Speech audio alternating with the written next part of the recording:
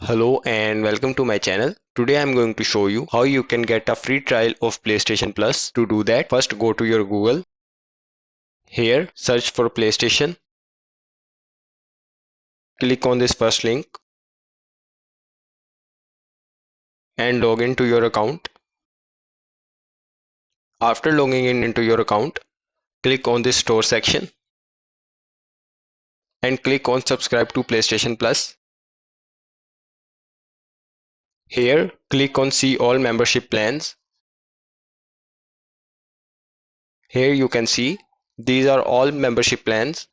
You have to choose this 1 month subscription and add to cart. Sign in.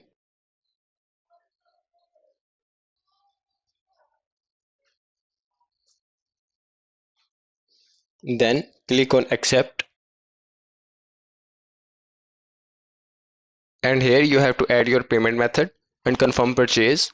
You will get a 1 week free trial of PlayStation Plus, and this is how you can get a free trial of PlayStation Plus. I hope you like this video. If you find this video helpful, please like and subscribe to our channel, and we will see you in our next video.